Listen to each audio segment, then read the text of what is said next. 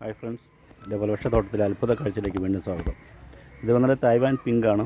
Taiwan pink പേര ഒരു പ്രശ്നമില്ല, അത് സൂപ്പറായിട്ട് ഒരുപാട് മൊട്ടിപ്പം വരുന്നുണ്ട്.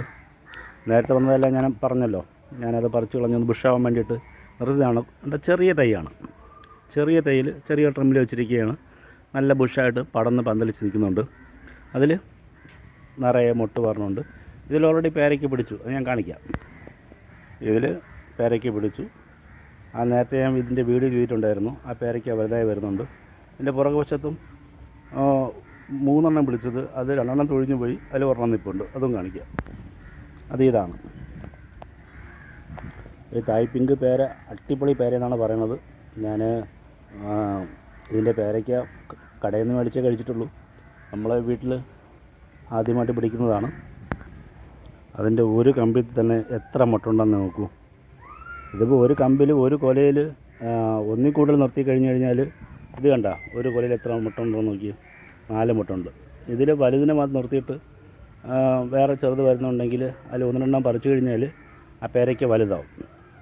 ഓരോ കൊലയിലും അതുപോലെ തന്നെ നിറയെ പിടിച്ചിട്ടുണ്ട്. മറ്റൊരു നേരത്തെ ഞാൻ ചെയ്ത വീഡിയോയിൽ ജപ്പാൻ പേരയെക്കുറിച്ചാണ് പറഞ്ഞത്. തായ് പിങ്ക് അടിപൊളിയാണ്, സൂപ്പർ. ഇത് ജപ്പാൻ പേരയാണ്. ജപ്പാൻ പേരയിൽ പൂവിരിഞ്ഞതിൽ തൊഴിഞ്ഞു പോകാതെ ഒരു 3 നിൽപ്പുണ്ട്. അത് ഇന്നോ നാളോ ഈ കണക്കാണെങ്കിൽ തൊഴിഞ്ഞു പോകാൻ ചാൻസ് ഉണ്ട്.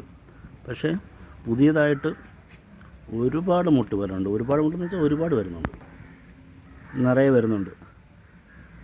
ഈ കമ്പുകളൊക്കെ നല്ല ഹെൽത്തി ആകുമ്പോഴത്തേക്ക് പിടിക്കുമായിരിക്കും.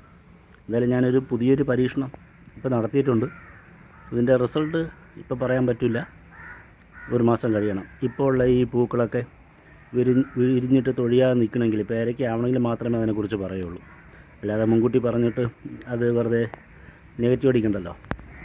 ഇത് നമ്മൾ സ്ട്രോബെറി റെഡ് പേരയാണ്. അതിൽ പേരയ്ക്ക് എല്ലാം വലുതായിട്ട് വരുന്നുണ്ട്.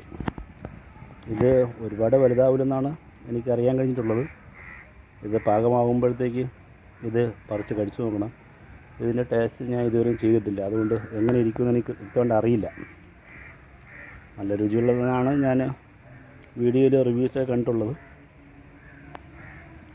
നല്ലപോലെ വലുതായി വരുന്നുണ്ട്. ഇതെൻ്റെ ബേറാപ്പിളാണ്. ഇതിനെക്കുറിച്ച് ഞാൻ ഇടയ്ക്കിടയ്ക്ക് ഞാൻ പറയാറുണ്ട്. ബേറാപ്പിൾ തറ തൊട്ട് പിടിച്ച് കിടക്കുകയാണ്.